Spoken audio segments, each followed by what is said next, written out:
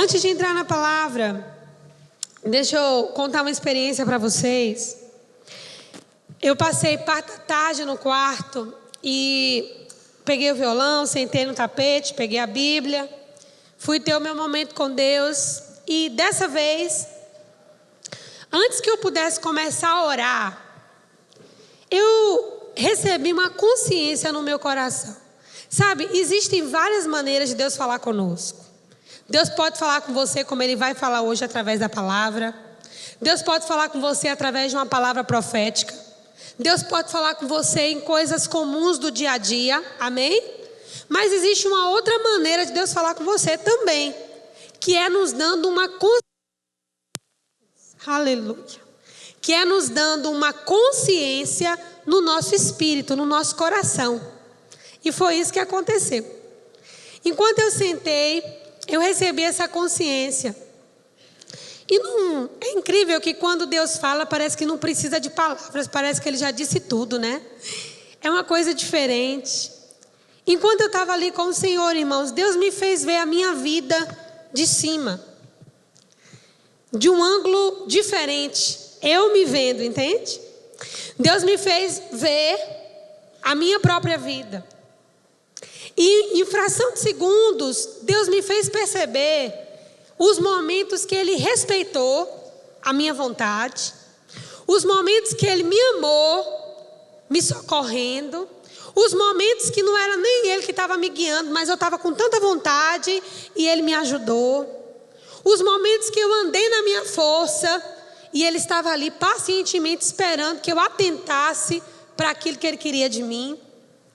E me veio uma vergonha, um sentimento bom, mas de vergonha, de ver que em muitas situações da minha vida, eu poderia ter percebido que Deus estava respeitosamente do meu lado, respeitosamente, respeitando as minhas decisões, sem interferir nas minhas escolhas, isso ao longo dos anos, ao longo de toda a minha vida, respeitando o que eu queria, mesmo que muitas vezes não fosse exatamente aquilo que Ele tinha planejado para mim.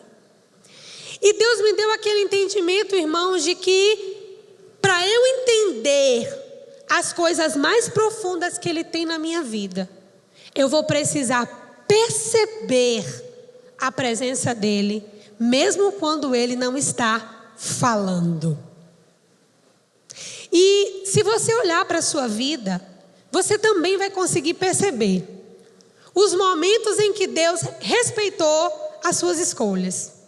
Os momentos que Deus não interferiu naquilo que você estava fazendo, naquilo que você estava decidindo, naquilo que você estava se aliançando. Eu e você vamos ver esses momentos. Eu não tive nem coragem de perguntar, mas por que em tal e tal situação o Senhor não passou logo na frente e não falou? Irmãos, e muito suavemente, eu tive um entendimento no meu coração. Deus fala quando Ele quer ser, quando nós queremos ouvi-lo. E às vezes, nós pedimos para ouvir a voz de Deus, mas no fundo, nós já temos uma consciência tão formada, que a vontade de Deus não está sendo desejada. A gente está fazendo aquela consulta de praxe. Mas na verdade a gente já tem a decisão no coração. E são nesses momentos que Deus pacientemente nos respeita. Assiste de longe. Se a gente fraqueja, Ele vai lá e nos levanta, porque Ele é um Pai bom, amém? Se a gente cai, Ele vai lá e nos ergue. Se a gente se mete em problemas, Ele dá um jeito de nos tirar da confusão, porque Ele é um bom Pai. Mas sem interferir, observando, desejando ser consultado. Mas Deus realmente só fala quando nós queremos ouvir. E foi muito simples, não foi uma coisa assim extraordinária, meu quarto não tremeu, foi normal. E depois daquela consciência, irmãos, eu fui tomada de uma vergonha tão grande, de um constrangimento tão grande, de uma humilhação tão grande, E eu entendi, Deus está querendo alguma coisa de mim que eu ainda não dei até hoje. E você pode dizer, mas Susan, você prega, você canta, você é pastora, mas eu sou um ser humano como você. Amém? E para a gente caminhar em Deus, a gente tem que entender que existem fases e fases. É como se nós fôssemos um copo de água suja. O tempo que nós passamos na presença de Deus, sem entrar nele, é o tempo que a sujeira baixa. E parece que a água está limpa, mas na verdade não está. A sujeira está ali embaixo. E na turbulência, a sujeira vai subir.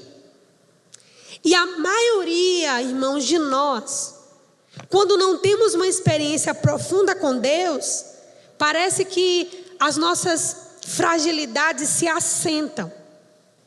E parece que está tudo bem, mas na verdade não está. E Deus pacientemente espera por aquele momento que a gente vai cair em si. Não é? E esses momentos acontecem quando o nosso coração está aberto. Então eu espero que você esteja pronto para ouvir aquilo que eu tenho para falar para você hoje. Amém? Abra sua Bíblia em Isaías, capítulo 43, verso 15.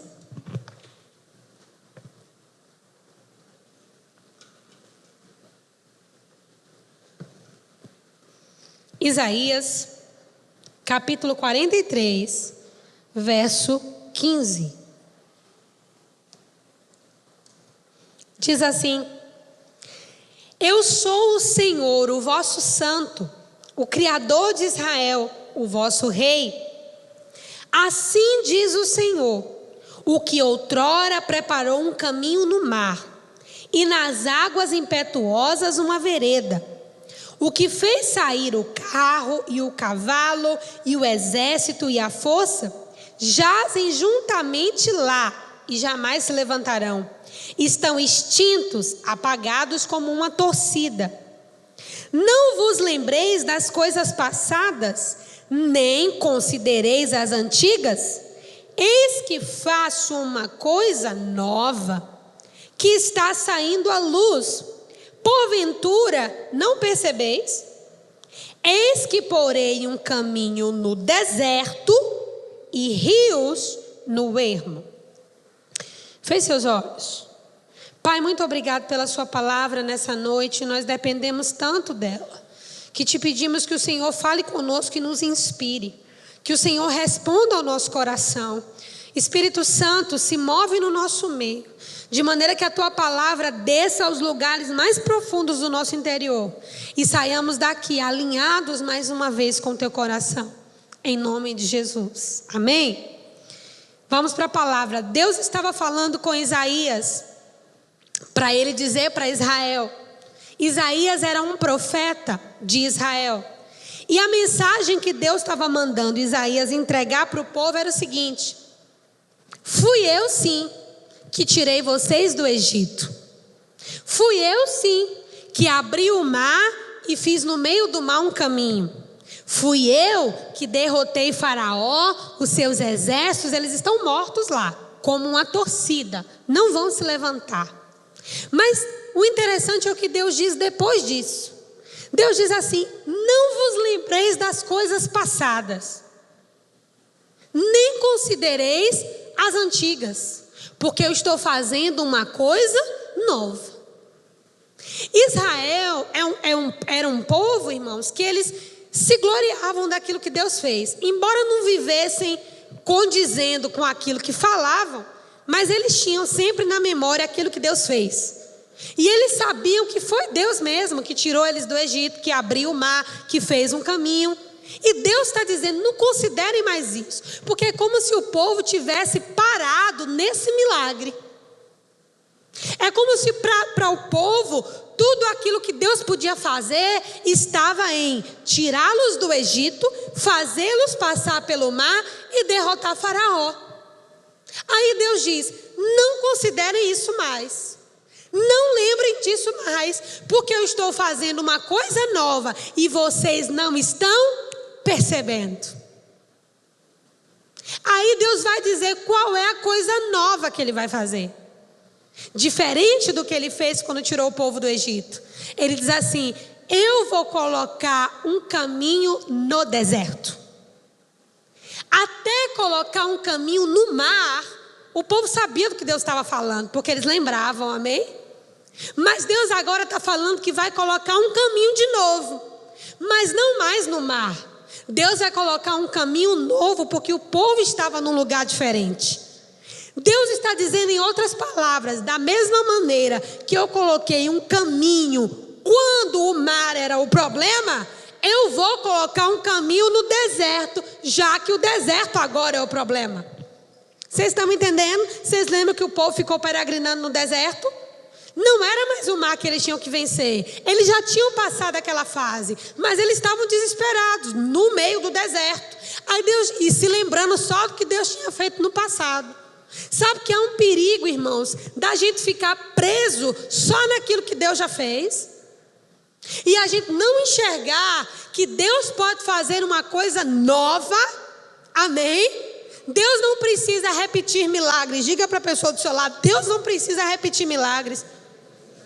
Diga de novo: Deus não tem que fazer na sua vida o que está fazendo na vida das outras pessoas. E parece que a gente não entende que Deus pode fazer coisas novas. Deus estava dizendo para Israel: vocês não estão percebendo. Eu estou querendo fazer uma coisa. E aquele povo realmente não percebeu, irmãos. Eles não perceberam, tanto que eles morreram no deserto. Observe que eles morreram no deserto não porque Deus não tivesse um caminho. Eles morreram porque eles não perceberam o caminho que Deus tinha colocado. Uma coisa é a gente morrer porque Deus não fez nada. Outra coisa é a gente morrer com Deus fazendo alguma coisa porque a gente não está percebendo. Você entendeu a diferença? Esse povo que morreu no deserto, irmãos, eles não morreram porque Deus não tinha um caminho. Porque você concorda que o Deus que abre o mar também abre um deserto, amém? Abre. Mas o povo não percebeu o que Deus estava fazendo. Então há um perigo naquilo que nós não percebemos. Por isso que eu fiquei feliz com a experiência que Deus me deu hoje. Embora no primeiro momento eu fiquei com vergonha, mas eu fiquei feliz porque eu percebi: Deus está me despertando para perceber alguma coisa que eu não estou vendo. Você consegue entender isso? Então vamos continuar. Deus estava dizendo para o povo: isso está saindo à luz. O que é uma coisa que está saindo à luz?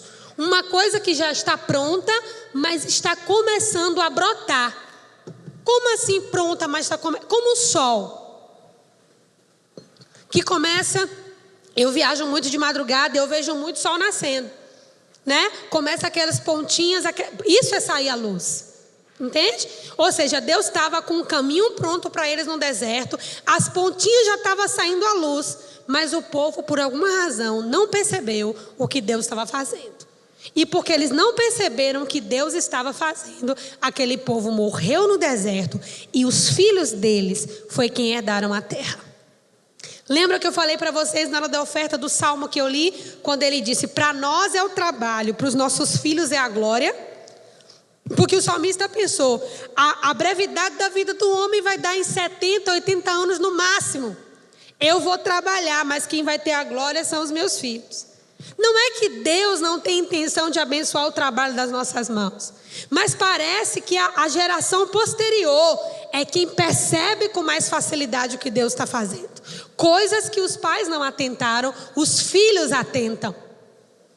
Aqui com Israel foi desse jeito. Israel não percebeu que Deus estava com o caminho no deserto. Irmãos, tem muita gente que não entendeu o perigo de estar desapercebido. E eu vou dar para vocês o panorama que eu recebi do Senhor no meu coração para a minha vida. E se couber para a sua, você recebe. Sabe, uma das coisas que Satanás usa para colocar as pessoas desapercebidas do que Deus está fazendo? Isso aqui. O telefone, celular. Isso aqui. Sabe por quê? Porque aqui a gente tem, todo mundo está vendo a mesma coisa. Todo mundo sabe de tudo ao mesmo tempo. Todo mundo vê o mesmo cenário. Amém? Todo mundo vê a mesma coisa. Todo mundo sabe a mesma coisa. Todo mundo está noticiado igual. Todos nós estamos vendo o mesmo cenário. E porque todos nós estamos vendo o mesmo cenário, ninguém desperta para o que Deus está fazendo. Eu não preciso falar algumas coisas que são muito pessoais, mas algumas coisas, irmãos, estão me dando nojo de ver. E eu não estou falando de ímpio, não, estou falando de coisa de crente. E não é nem coisa que é escandalosa, não. É coisa que tem até o pretexto de santidade, mas você percebe no espírito que a motivação não é aquela. Está me dando angústia de ver. Eu até falei, Senhor, será que eu estou ficando fanática? Porque se for, me avise logo. E não, irmãos, eu não estou ficando fanática, não. Eu, graças a Deus, estou acordando que acho de um sono que muita gente não acordou ainda. E pela misericórdia de Deus, Ele está me despertando. E se Ele está me despertando, eu tenho que despertar o meu rebanho. Amém? Eu tenho que despertar o meu rebanho. Agora vá comigo para Apocalipse, no capítulo 3. Nós vamos ler a partir do verso 14. Último livro da Bíblia, Apocalipse, capítulo 3, verso 14. Diz assim: ao anjo da igreja em Laodiceia escreve: essas coisas diz o Amém, a testemunha fiel e verdadeira, o princípio da criação de Deus. Conheço as tuas obras, que nem és frio nem quente. Quem deras fosse frio ou quente. Assim, porque és morno e nem és quente nem frio, estou a ponto de vomitar-te da minha boca. Pois dizes, aí ele vai dizer as características de alguém que está morno, certo? Pois dizes, estou rico e abastado, e não preciso de coisa alguma, e não sabes que tu és infeliz, sim, miserável, pobre, cego e nu. Aconselho-te que de mim compres ouro refinado pelo fogo, para te enriqueceres, vestiduras brancas para te vestires, a fim de que não seja manifesta a vergonha da tua nudez, e colírio para ungires os olhos, a fim de que vejas. Eu repreendo e disciplino a todos quanto amo. Sê, pois, zeloso e arrepende-te. Com quem Jesus está falando? Diga comigo, com uma igreja. Amém? Ele não está falando com o povo de fora. Ele está falando com o povo de uma igreja.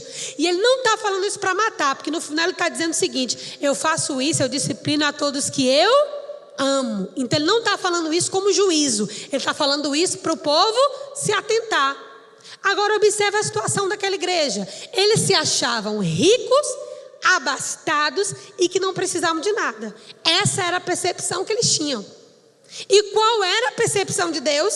O contrário do que eles achavam. A percepção de Deus não é que eles estavam ricos e não precisavam de nada. A percepção de Deus era: vocês são pobres, cegos e nus. Essa era a percepção de Deus. Vocês são pobres, cegos e nus. Ainda que o povo não visse isso. Agora nós temos uma igreja, na era da igreja primitiva, no século I, naquele ambiente de milagres, ainda sentindo o cheiro de Jesus, amém, nos 100 primeiros anos da igreja na terra, com testemunhas, com gente que estava vivendo aquele primeiro amor. Estamos falando de uma igreja, que ela se via de um jeito e Deus via eles exatamente o contrário da maneira como eles se viam. E eles não estavam percebendo. Aí o que é que Deus manda para aquela igreja? Uma carta. Jesus escreve para aquela igreja, ele diz: olha, você quer ser rico? Aconselho-te que de mim você compre ouro refinado, você compre vestes brancas, você compre colírio para o seu olho. E não fique triste não, porque eu disciplino todo mundo que eu amo, e eu amo você. Percebe? Uma igreja, no início da igreja, que se via completamente diferente do diagnóstico que Deus estava vendo. Isso significa, irmãos, que há um perigo naquilo que nós não percebemos, porque é possível que Deus esteja vendo sobre nós o contrário do que nós achamos que somos. Amém? Há um perigo naquilo que nós não percebemos. E se Deus só fala quando Ele quer ser ouvido, e a gente está exposto a tantas coisas, eu falei para Deus, eu falei: Senhor, como é que eu vou deixar o celular? Eu trabalho aqui, se eu tirar o celular, como que eu vou trabalhar? Foi logo a minha primeira pergunta. Mas automaticamente, irmãos, eu recebi no meu coração o que era que Deus queria da minha vida de maneira particular. Eu tenho como resolver. Você tem como resolver as coisas que chamam a sua atenção, como eu tenho como resolver as minhas. Nós temos como tirar as coisas que roubam a nossa atenção, para que essa voz de Deus não fique só naquele lugar que Ele respeita. Porque Deus respeitou Israel naquele tempo no deserto. Deus respeitou, irmãos. Deus respeitou. Mas ainda que Deus respeitou, o povo morreu lá. Entende? Então o respeito de Deus não é a melhor coisa que a gente precisa. A gente precisa mesmo é da voz dele ativa. Porque se Ele nos respeitar e a gente nunca se atinar para o que Ele realmente quer falar, o respeito dele não vai livrar a nossa vida da morte. Agora eu quero trazer para a sua vida. Eu sei que tem milagres que Deus já fez na sua vida, na sua história. Eu sei que tem milagres que Deus já fez na minha vida. Irmãos, mas Deus quer fazer algo novo em nós. Deus quer fazer algo novo em nós.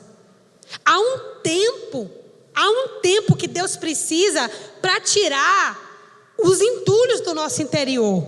Há um tempo. Nem sempre a gente consegue ouvir a voz de Deus com discernimento no início da caminhada. Nem sempre a gente consegue ouvir a voz de Deus com discernimento nos primeiros anos da fé. Parece que isso é proporcional ao nosso esvaziamento.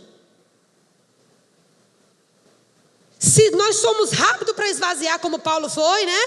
Tudo que eu sei eu faço de nada. Paulo esvaziou de tudo, automaticamente. Ele começou a ouvir a voz de Deus rapidinho, né?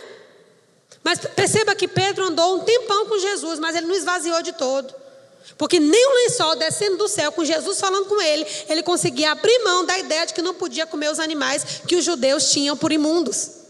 Então parece que a voz de Deus só tem um resultado na nossa vida quando está proporcional ao nosso esvaziamento. E falando como pastora de vocês, eu percebi que por muito desse tempo eu não estive completamente vazia. Eu sempre tive temor a Deus, isso eu tenho mesmo, até a morte. Sempre tive temor a Deus. Mas como eu nasci num ambiente cristão, eu nasci na igreja, tenho familiaridade com a palavra, para algumas coisas eu me achava pronta para decidir. E é nesses momentos que Deus respeita, e o perigo está aí. Quando Deus respeita, quando Deus não interfere. E eu entendi que os lugares que Deus tinha para me levar seriam proporcionais ao esvaziamento que eu estava disposta a ter. A gente precisa entender, igreja, em nome de Jesus, que Deus tem um pensamento que a Bíblia chama de mais alto que o nosso pensamento. Se Deus tem um pensamento mais alto do que o nosso pensamento, isso significa que naturalmente nós não temos como alcançar o pensamento de Deus. Nós só vamos alcançar isso através do Espírito Santo, da revelação da sua palavra, tirando as distrações, tirando o mesmo cenário. Como foi que Faraó conseguiu escravizar os israelitas? Colocando um cenário de escravidão para todo mundo. Ninguém se via capaz de sair dali. Eles eram maiores em número do que os egípcios. Eles tinham um Deus mais forte do que os egípcios, mas eles se deixaram escravizar. Por que eles se deixaram escravizar? Sendo em maior número. Se os homens de Israel eram os mais fortes, se as mulheres de Israel tinham filho que não acabava mais, e os meninos nasciam fortes, e as mulheres estavam fortes, Deus abençoava. Mesmo eles sendo maiores, eles não conseguiram se posicionar, eles se deixaram escravizar por conta de um cenário comum. Qual era o cenário comum? A ameaça de Faraó. E Satanás, irmãos, ele muda de figura, mas não muda de estratégia. E eu diria que a ameaça de Faraó hoje é isso aqui. Para mim, isso é a ameaça de Faraó hoje.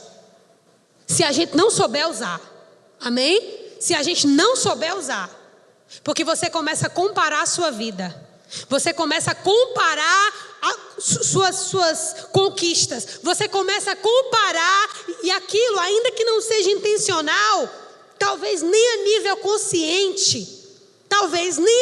consciente, mas você comece a se diminuir, e é como se Deus não estivesse fazendo nada, e você deixa de perceber o que Deus está fazendo. Tenha cuidado com isso.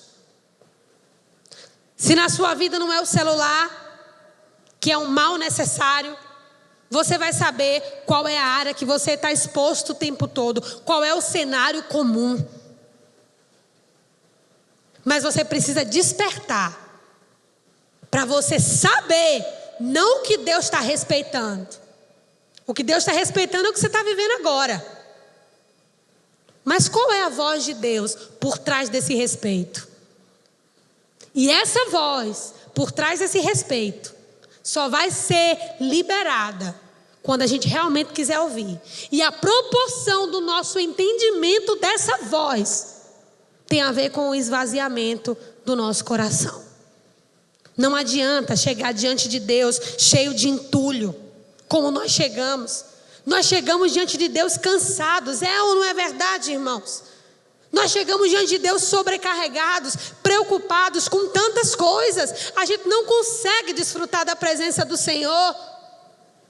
A gente não consegue ficar ali tranquilo diante dele. A gente não consegue mais. Não consegue, porque a gente está cheio de entulho. Como se Deus precisasse das nossas soluções. Tome cuidado com aquilo que você não está percebendo.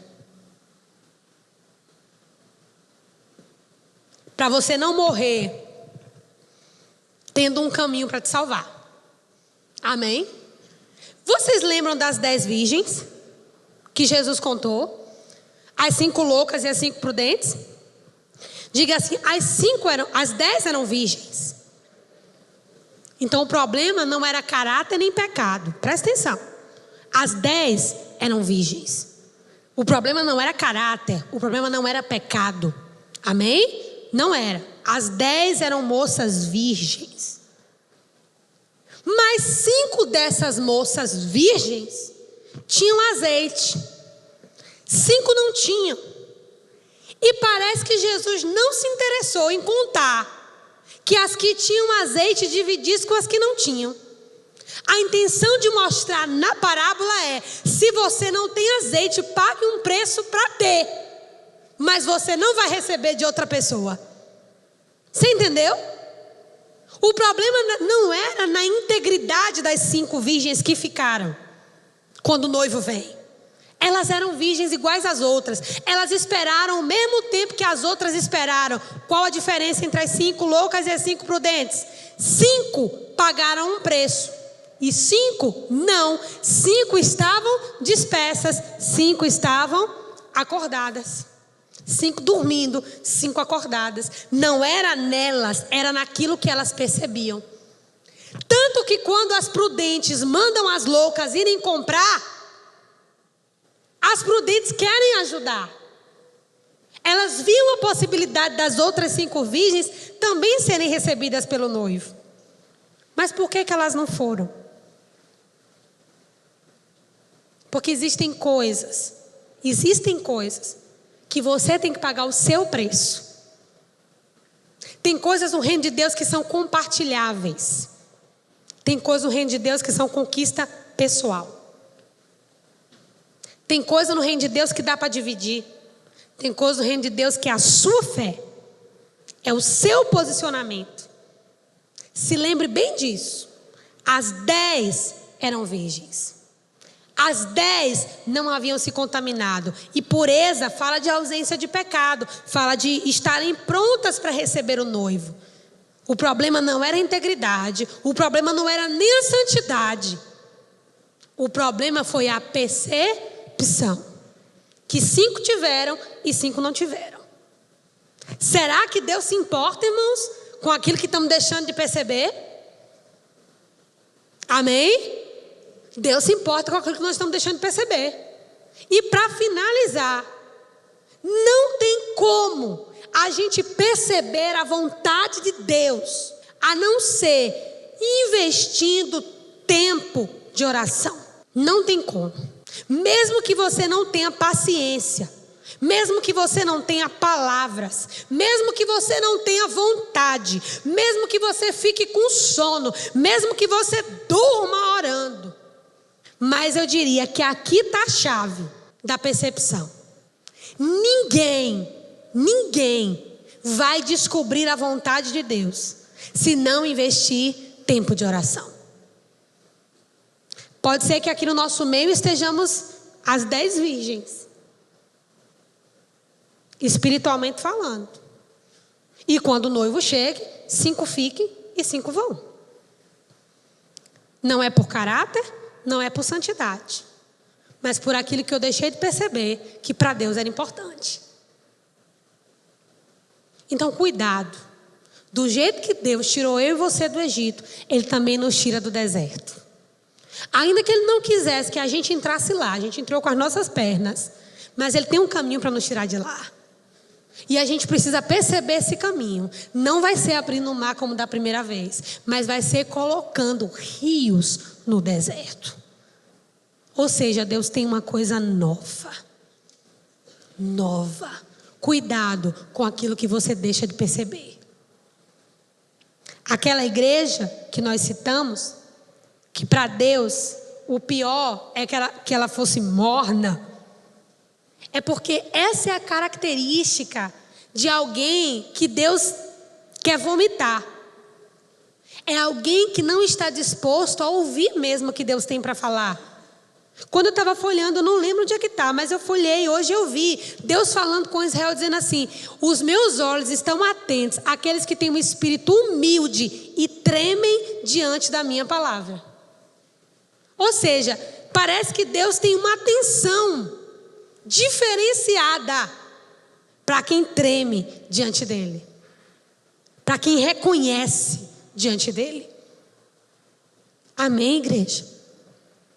Cuidado com aquilo que você não está percebendo, para que esse sono não tome conta da nossa vida. E Deus queira fazer coisas, e só porque a gente não percebeu, Ele vai deixar de fazer. Falei um pouco sobre mim, mas pense um pouco sobre você. Pense um pouco sobre você. Os momentos que Deus te respeitou, que Ele até te socorreu, até te deu uma mãozinha, mas não era que era a vontade dele não. Ele só não te deixou morrer porque Ele é um bom pai, né? Parece que Deus às vezes estende um dedinho assim para não morrer afogado, e a gente tem aquilo como sinal da aprovação de Deus. Nem sempre. Às vezes foi só um livramento mesmo. E quando a gente está com o coração aberto na presença dele, irmãos, a gente começa a perceber quais foram as vielas que a gente entrou por conta própria, né? E ele nos respeitou. Mas Deus não quer só te respeitar, não. Ele quer ter uma voz ativa na sua vida, para que a gente cresça, amadureça e não viva cansado por aí.